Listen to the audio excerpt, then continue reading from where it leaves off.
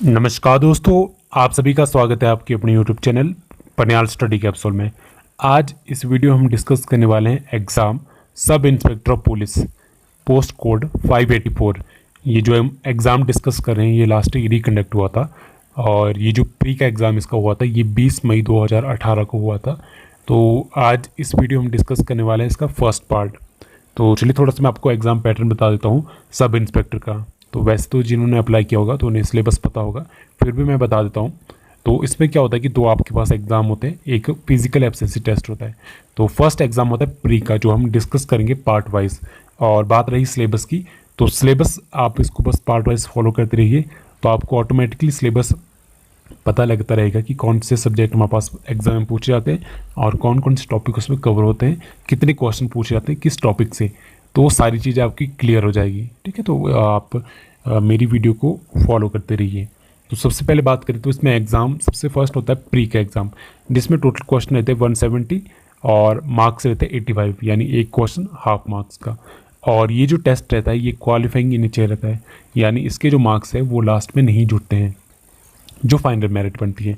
और उसके बाद एक फिजिकल एफिशिएंसी टेस्ट होता है, तो उसके जो पैरामीटर वो तो आपको पता ही होंगे। वो क्वालिफाई करने के बाद लास्ट में मेन का एग्ज़ाम होता है। ठीक है, वो सब्जेक्टिव टाइप होता है। ठीक है, और ये जो एग्ज़ाम होता है ये होता है MCQs टाइप। ठीक है, multiple choice question type exam होता है। तो इसी को हम डिस्कस करने वाले हैं आज। तो फर्स्ट पार्ट हम डिस्कस करेंगे, जिसमें हम डिस्कस करने वाले हैं इंडियन हिस्ट्री पार्ट। और इंडियन हिस्ट्री के इसमें टोटल क्वेश्चन आए थे 25। तो देखिए आपको एक आइडिया लग गया कि इंडियन हिस्ट्री पूछी जाती है और कितने क्वेश्चन आते हैं, उसके 25 क्वेश्चन आते हैं। तो देखिए काफ़ी मेजर पोर्शन एग्ज़ाम का पूछा जाता है इंडियन हिस्ट्री से। तो चलिए इसको डिस्कस करते हैं।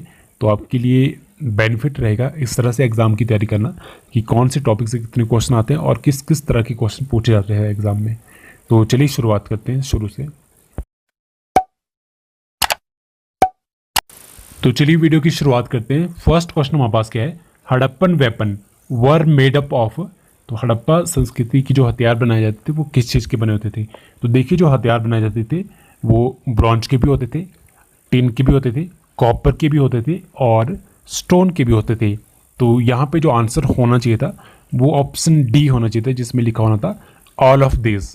बट यहाँ पे जो ऑप्शन है वो कुछ इस तरह से है, और जो आंसर की में आंसर प्रोवाइड है वो ऑप्शन डी है, जिसमें लिखा है नन ऑफ दिस। तो यहाँ पे ये क्वेश्चनिंग गलत है। तो इसका जो आंसर होना था एक्चुअल में वो ऑप्शन डी होना था, जिसमें लिखा होना था ऑल ऑफ दिस, क्योंकि ब्रॉन्ज, स्टोन और कॉपर इन तीनों चीज़ों के हथियार बनाए जाते थे हड़प्पन संस्कृति में। तो यहाँ जो आंसर होना है वो ऑप्शन डी होना है, जिसमें होना है ऑल ऑफ दिस। ठीक है, तो चलिए नेक्स्ट क्वेश्चन देखते हैं। नेक्स्ट क्वेश्चन क्या है, the famous grammarian Panini held from which of the following mahajanapada. तो जो पाणिनि थे, जो काफ़ी फेमस, उनका जो व्याकरण है अष्टाध्यायी, तो काफ़ी बार एग्जाम में क्वेश्चन पूछा जाता है। तो ये कौन से महाजनपद को बिलोंग करते थे। तो इसका जो करेक्ट आंसर है वो है ऑप्शन ए गांधार। गांधार महाजनपद, जिसकी जो राजधानी थी वो थी तक्षशिला। तो देखिए यहीं से काफ़ी क्वेश्चन बन रहे हैं कि जैसे जो पाणिनि थे उनका फेमस ग्रामर कौन था, वो था अष्टाध्यायी। और ये कौन से महाजनपद को बिलोंग करते थे, गांधार। और गांधार जनपद की राजधानी क्या है, तक्षशिला। ठीक है, तो काफ़ी बार आपसे जो महाजनपद है उनकी राजधानी पूछी जाती है, तो ये भी आप साथ साथ में नोट करते रहिए। बात करें कंबोज की, तो यहीं जो ऑप्शन में दिया है उन्हीं की बात करते हैं। कंबोज की जो राजधानी है वो है हाटक। और नेक्स्ट बात करें वत्स की, तो वत्स की जो राजधानी है वो है कौशंबी। वत्स की राजधानी है कौशंबी। और बात करें अवंती की, तो अवंती की दो राजधानी थी, उज्जैन और महेशमती। ठीक है, तो कई बार आपसे डायरेक्टली इस तरह से जो कैपिटल है वो पूछी जाती है। तो नेक्स्ट क्वेश्चन देखते हैं क्या है, the concept of Anuvrata was advocated by. तो अनुव्रता का जो कंसेप्ट था वो किसके द्वारा एडवोकेट किया गया था। तो ये जैनिज्म के द्वारा किया गया था। तो उसका करेक्ट आंसर ऑप्शन सी।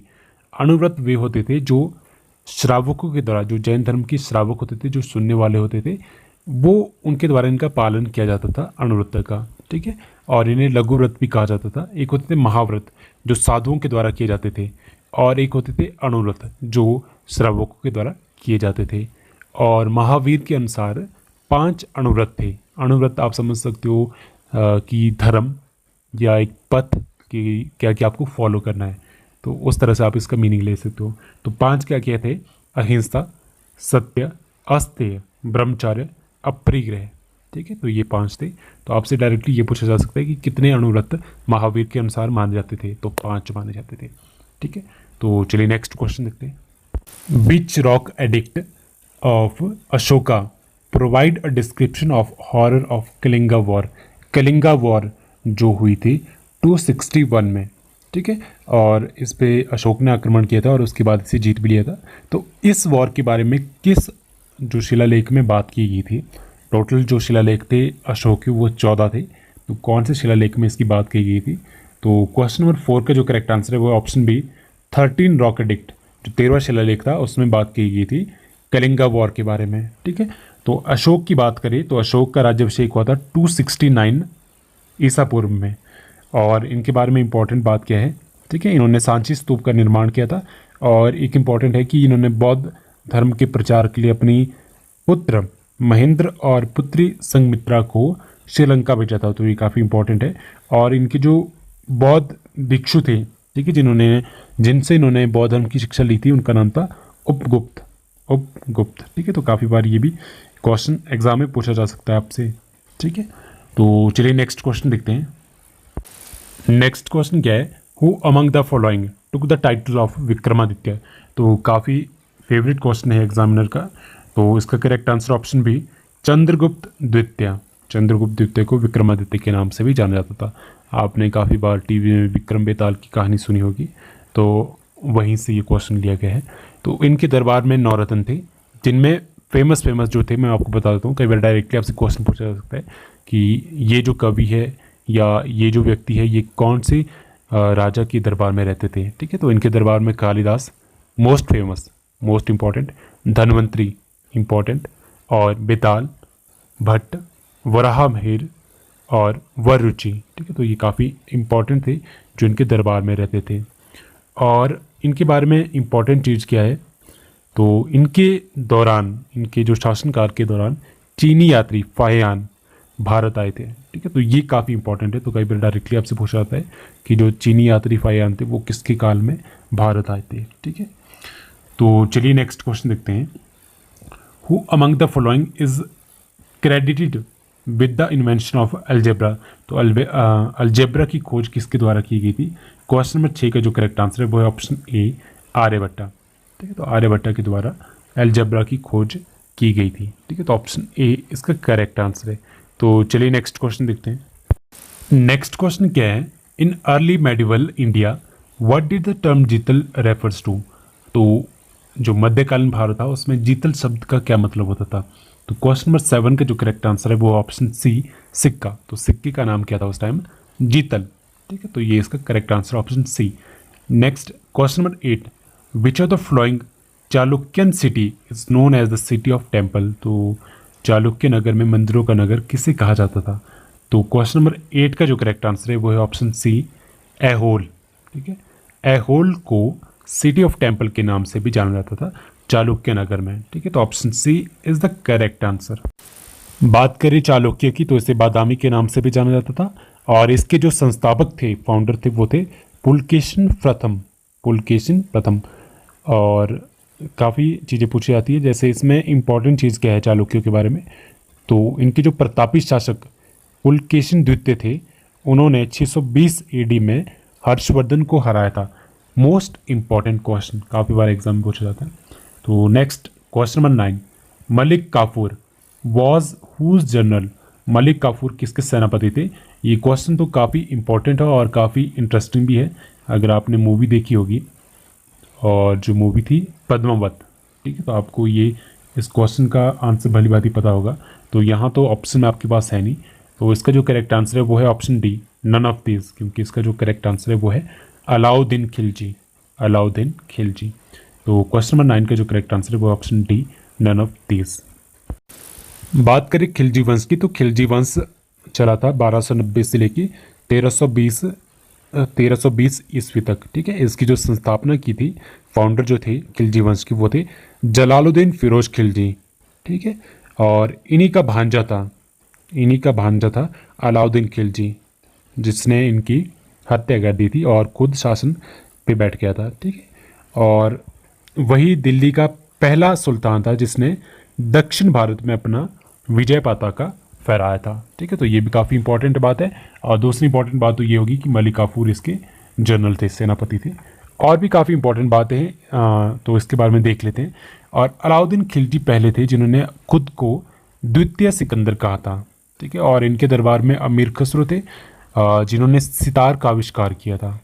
ठीक है, और इन्हें तोता-ई-हिंद के नाम से भी जाना जाता था, अमीर खुसरो को। तो ये भी काफ़ी इम्पॉर्टेंट है।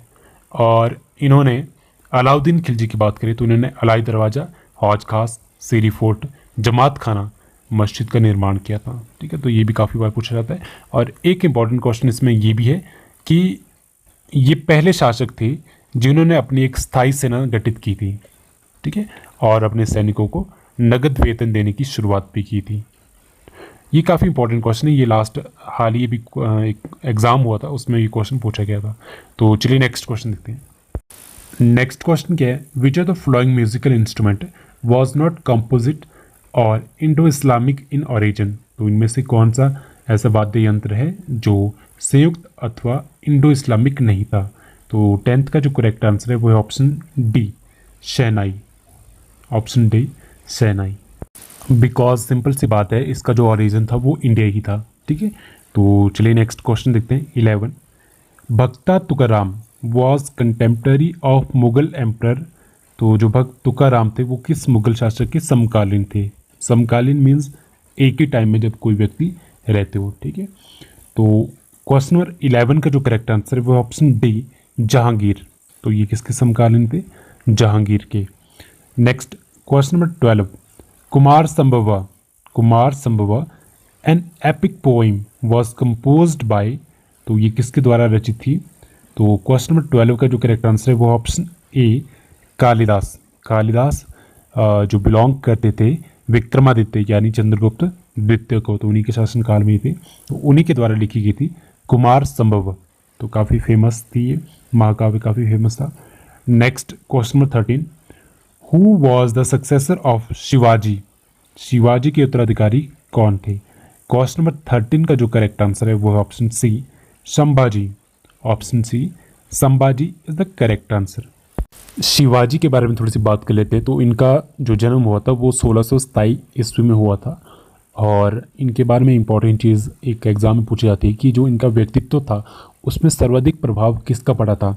तो वो पड़ा था इनकी माता जी, जिनका नाम था जीजाबाई। तो काफ़ी बार ये क्वेश्चन डायरेक्टली पूछा जाता है।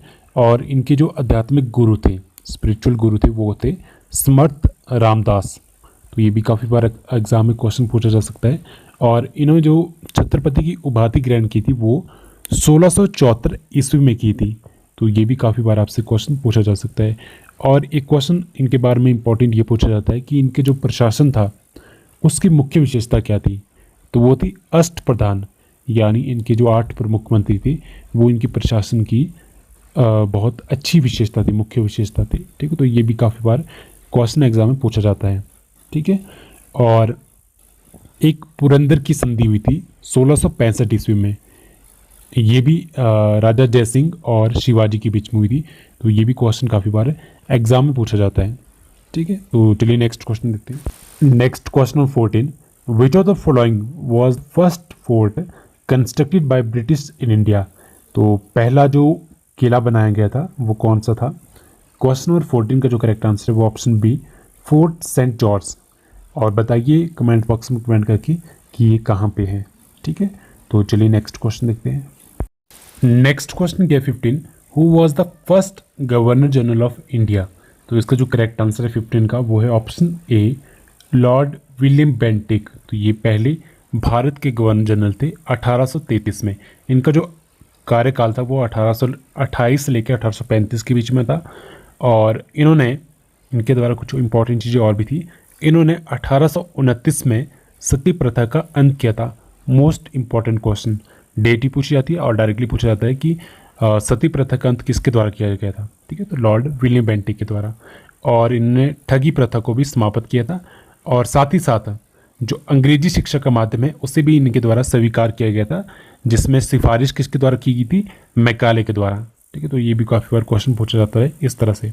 तो चलिए नेक्स्ट क्वेश्चन देखते हैं। Question number 16, the last measure of British Indian territory took place during the time of, किस किस समय के दौरान ब्रिटिश भारतीय क्षेत्र का अंतिम मेजर था, तो ये था लॉर्ड डलहौजी के टाइम में। तो ऑप्शन डी इसका करेक्ट आंसर है। तो चलिए डलहौजी की थोड़ी सी बात कर लेते हैं। इनके कार्यकाल में कुछ इंपॉर्टेंट चीज़ें क्या हुई थी। तो इन्हें रेलवे का जनक भी माना जाता है, PWD का जनक भी इन्हें माना जाता है। हड़प की नीति इन्हीं के द्वारा चलाई गई थी, जिसे डॉक्ट्राइन ऑफ लैप्स कहा जाता था। जब किसी का उत्तराधिकारी नहीं होता था तो वो उस राज्य को अपने शासन में मिला लेते थे। तो ये इनके द्वारा चलाया गया था। ठीक है, तो ये कुछ एक इंपॉर्टेंट चीज़ें थी इनके कार्यकाल में जो हुई थी। Next question number 17। Next question क्या है, where was the Theosophical Society founded in 1875। तो इसकी स्थापना हुई थी USA में। तो इसका करेक्ट आंसर है ऑप्शन ए USA। तो केवल डायरेक्टली आपसे क्वेश्चन पूछा जाता है कि कब हुई थी, 1875, और किसके द्वारा की गई थी, मैडम ब्लॉब्स्काय और कर्नल अलकाट के द्वारा। और बात करें इंडिया में, तो इंडिया में ये आए थे 1882 में, और यहाँ पे इन्होंने अपना हेडक्वार्टर बनाया था मद्रास में, अड्यार में अपना हेडक्वार्टर बनाया था। और यहाँ इंडिया में थियोसॉफिकल सोसाइटी को फैलाने का काम किया गया था श्रीमती एनी बेसेंट के द्वारा। ठीक है, तो ये भी काफ़ी बार क्वेश्चन पूछा जाता है। तो नेक्स्ट क्वेश्चन क्या है, 18। Dyarchy was first introduce in India under, dyarchy यानी कि द्विशासन प्रणाली। तो ये सबसे पहले इंट्रोड्यूस हुई थी 1919 एक्ट में, जिसे मॉन्टेग्यू चैम्सफोर्ड एक्ट के नाम से भी जाना जाता था। मॉन्टेग्यू सेक्रेटरी ऑफ स्टेट थे और जो चैम्सफोर्ड थे वो वाइसरॉय ऑफ इंडिया थे उस टाइम। तो उन्हीं के नाम से इसे जाना जाता था। तो इसका जो करेक्ट आंसर वो ऑप्शन बी मॉन्टफोर्ड रिफॉर्म्स। तो कई बार डायरेक्टली आपसे क्वेश्चन ये पूछा जाता है कि 1919 में जो एक्ट आया था उसे किस नाम से जाना जाता था। वो सेक्रेटरी ऑफ स्टेट और वाइसरॉय के नाम से जाना जाता था, मॉन्टफोर्ड रिफॉर्म्स के नाम से। और एक 1909 में एक्ट आया था जिसे मॉर्ले मिंटो रिफॉर्म के नाम से जाना जाता था। ठीक है, तो ये हो गया 18 का करेक्ट आंसर ऑप्शन बी। तो next question 19। Who was the founder of Indian association. Indian association के संस्थापक कौन थे। तो 19 का जो करेक्ट आंसर है वो ऑप्शन डी SN बनर्जी। तो SN बनर्जी ने स्थापना की थी इंडियन एसोसिएशन की। तो नेक्स्ट क्वेश्चन देखते हैं 20। Question number 20। Who among the following first use the word स्वराज्य। तो ये किसके द्वारा सबसे पहले यूज़ किया गया था, बाल गंगाधर तिलक के द्वारा। तो ये तो आपने काफ़ी टाइम स्कूल में पढ़ा होगा। तो इसका जो करेक्ट आंसर है वो है ऑप्शन बी बाल गंगाधर तिलक। ठीक है, तो चलिए नेक्स्ट क्वेश्चन देखते हैं। Which one of the following ashram was not set up by Gandhi. तो महात्मा गांधी जी के बारे में हर एक एग्जाम में काफ़ी सारे क्वेश्चन पूछे जाते हैं। तो जब भी किसी भी एग्जाम की तैयारी करोगे तो साथ में जो भी महात्मा गांधी से रिलेटेड क्वेश्चन, जो इंपॉर्टेंट क्वेश्चन है उनको जरूर पढ़ के जाए। तो कौन सा आश्रम था जो उनके द्वारा सेटअप नहीं किया गया था। तो 21 का जो करेक्ट आंसर है वो ऑप्शन डी गांधी आश्रम, ये इनके द्वारा सेट नहीं किया गया था। बाकी फ्यूनिक्स आश्रम, टॉल्स्टॉय और सेवाग्राम ये इन्हीं के द्वारा बनाए गए थे। ठीक है, तो चलिए नेक्स्ट क्वेश्चन देखते हैं। नेक्स्ट क्वेश्चन क्या है, who authorize the book Hind Swaraj. Hind Swaraj भी महात्मा गांधी जी के द्वारा लिखी गई थी। तो correct answer is option B. और भी इनके द्वारा काफ़ी बुक लिखी गई थी, जैसे माई एक्सपेरिमेंट विथ ट्रूथ, ये इनकी ऑटोबायोग्राफी थी। तो काफ़ी इंपॉर्टेंट बुक है। Basic education, Gokhale my political guru, not violence in peace and war, Sarvodaya, और इनके द्वारा यंग इंडिया एक और हरिजन नामक साप्ताहिक समाचार पत्र भी चलाया गया था। ठीक है, तो ये भी काफ़ी बार एग्जाम में पूछे जाते हैं। तो और इनके जो पॉलिटिकल गुरु थे वो थे गोपाल कृष्ण गोखले। तो चलिए नेक्स्ट क्वेश्चन देखते हैं। Question number 23। The leader of Bardoli Satyagraha 1928। केवल डायरेक्टली आपसे क्वेश्चन पूछा जाता है कि बारडोली सत्याग्रह कब हुआ था। 1928 में। बारडोली एक जगह का नाम है जो पड़ता है गुजरात में। तो जब यहाँ पे जो लैंड रेवेन्यू है, जो भूमि कर है, वो 22% इंक्रीज़ कर दिया गया था। तो उसके बाद ये सत्याग्रह चलाया गया था और इसके जो लीडर थे वो थे सरदार वल्लभ भाई पटेल। और इसी सत्याग्रह के बाद उनके नाम के साथ सरदार जोड़ा गया था। तो उसकी उपाधि उन्हें उसी में दी गई थी। और ये जो नाम है उन्हें, जो वो सत्याग्रह था उसमें जो महिलाएं थी उन्हीं के द्वारा दिया गया था। ठीक है, तो option C is the correct answer. Next 24। The All India Muslim League was formed in 1906 at Dhaka, Bangladesh. Option B is the correct answer. Important question, कब हुई थी स्थापना। 1906 में। किसके द्वारा की गई थी, सर आगा खां, नवाब सलीमुल्लाह खां। ठीक है, तो ये दो मेन इसमें थे जिन्होंने इसकी स्थापना की थी। और इसका जो फर्स्ट अधिवेशन हुआ था वो हुआ था कराची में। तो ये चीज़ें इसमें इंपॉर्टेंट पूछी जाती है। Next 25, the Indian National Army INA came into existence in 1943 in Singapore. Option C is the correct answer. और डेट भी काफ़ी इंपॉर्टेंट है, कब हुई थी स्थापना इसकी, 1943 में, और कहाँ पे, सिंगापुर में। तो option C is the correct answer. Next आपके पास क्वेश्चन क्या है, who was the defence minister of India during the Indo China war 1962। जब इंडो चाइना वॉर हुई थी 1962 में, तो उस टाइम डिफेंस मिनिस्टर कौन थे इंडिया के। 26 का जो करेक्ट आंसर है option C VK Krishna Menon. VK Krishna Menon थे उस टाइम डिफेंस मिनिस्टर इंडिया के, जब इंडो चाइना वॉर हुई थी 1962 में। कई बार डायरेक्टली आपसे ईयर पूछी जाती है, तो इसका करेक्ट आंसर है option C VK Krishna Menon. तो यहाँ पे टोटल 26 क्वेश्चन पूछे गए थे, तो कई बार वेरी करते रहते हैं। वैसे 25 क्वेश्चन पूछे जाते हैं इंडियन हिस्ट्री से रिलेटेड। बाकी इसके बाद जो क्वेश्चन आएंगे वो इंडियन ज्योग्राफी से रिलेटेड आएंगे, तो उन्हें हम नेक्स्ट वीडियो में डिस्कस करेंगे। तो आज इस वीडियो में हम डिस्कस करें इंडियन हिस्ट्री के कुछ क्वेश्चन, तो आपको थोड़ा आइडिया हो जाएगा कि किस तरह के क्वेश्चन एग्जाम में पूछे जाते हैं हिस्ट्री से रिलेटेड, और किस किस टॉपिक पे बेसिकली क्वेश्चन पूछे जाते हैं। तो काफ़ी सिंपल लेवल रहता है। जो बात करें प्री की, सब इंस्पेक्टर पुलिस प्री का जो एग्ज़ाम होता है उसका लेवल काफ़ी सिंपल रहता है, तो क्वालिफाई करना काफ़ी आसान होता है अगर आप अच्छे से तैयारी करते हैं, एक स्मार्ट वे से तैयारी करते हैं। तो आई होप आपको वीडियो पसंद आई होगी। So thank you so much.